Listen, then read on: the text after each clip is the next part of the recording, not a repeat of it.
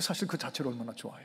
그런데 그거보다 한 가지 사실은 더 나가야 돼요. 오늘 여기 믿음으로 사라 자신도, 사라 그 여인도 했던 것처럼 아내도 남편을 따라가기만 하는 믿음이 아니라 남편의 믿음과 함께 더불어 같이 믿는 것이죠. 그것을 성경은 우리에게 emphasize 해주기를 원하고 계신 거예요. 11절에서 남편이 11조 해요?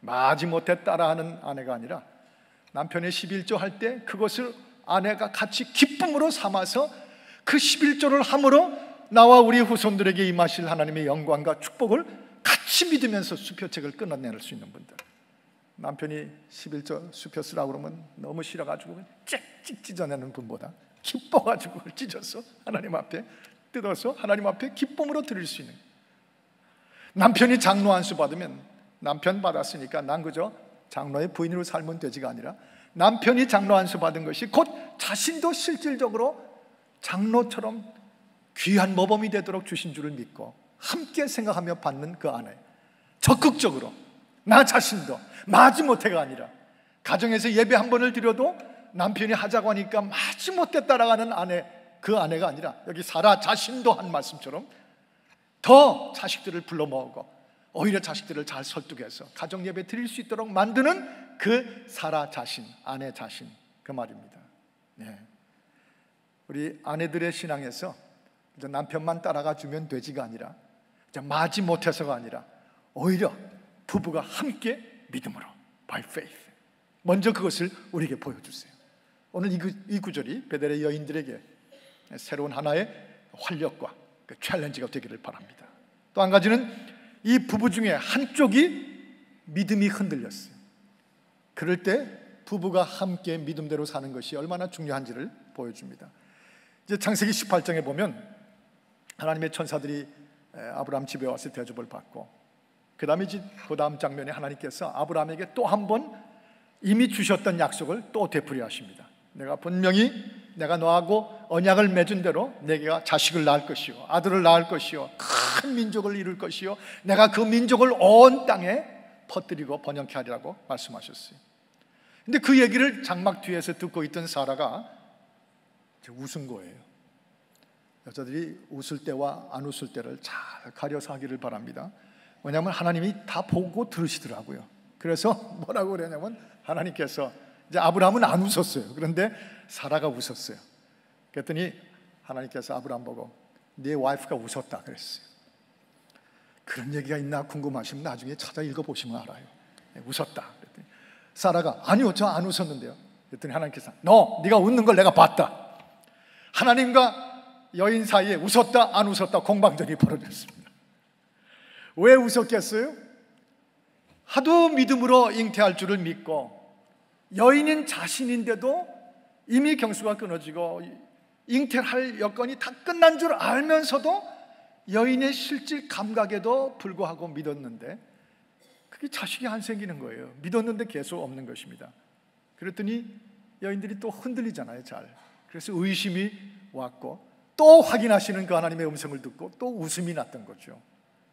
그런데 그것을 남편이 그냥 두지 않았습니다. 남편이 끊임없이 격려해주고 끊임없이 확인시켜주고 용기를 심어주는 것입니다. 여러분 창세기 17장에 보면 하나님께서 아브라함을 또 만나시고 또 찾아오셨어요.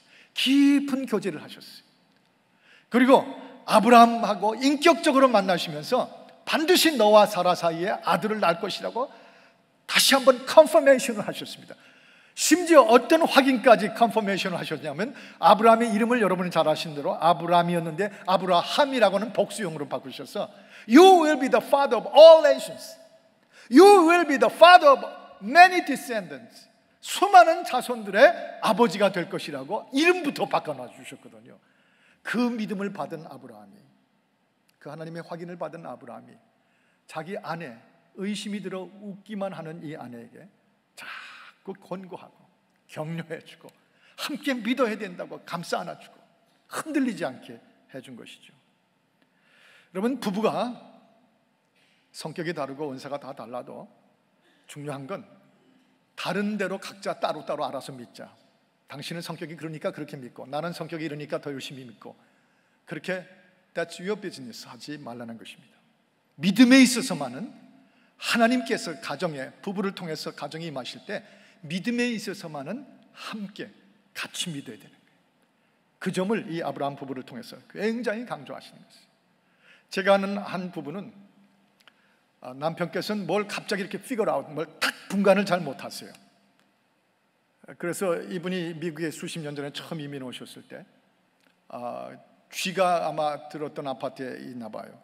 쥐덫을 사러 슈퍼마켓을 가는데 아무리 뒤져도 이분의 능력으로는 쥐덫을 못 찾아낸 겁니다.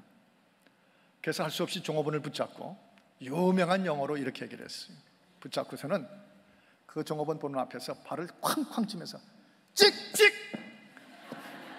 찍찍 쥐를 크게서 찍 하고 죽이는 그거 달라 했더니 그 직원이 얼른 알아도 그 쥐덫을 갖다 주더래요. 그래서 쥐를 잡으셨어요. 큰 며느리가 임신을 했는데 이분이 큰 며느리가 민트 생각이 난다고 그 샤하는 민트 있죠. 민트를 먹고 싶다고 그랬단 말이에요. 가게를 가서 이제 점심을 먹다 그 얘기를 듣고 김치를 실컷 잡수신 이분이 맛있게 한국 음식을 잡수시고 그 얘기를 들은 다음에 민트를 사러 슈퍼마켓을 갔는데 또 아무리 뒤져도 못 찾는 거예요. 할 수 없이 이번에 또 종업원을 붙잡고 그 김치 먹은 입을 벌리면서 Sir, 이렇게 민트 했더니 하다가 민트를 갖다 골라주더래요. 그래서 찡그리면서 갖다 주는데 왜 그러나 했더니 김치를 먹은 그 입으로 하니까 갖다 준 거예요. 그래서 그 며느리들이 질색을 하고 야단을 쳤다는 얘기를 들었어요. 근데 그 아내는 어디 가든지 눈썰미가 있어가지고 딱 보기만 하면 찾아내는 거예요. 꼭 제 아내 같은가 봐요. 그냥 어디 가면 가서 탕 찾아내가지고 금방 물을 필요도 없이 하는 거예요.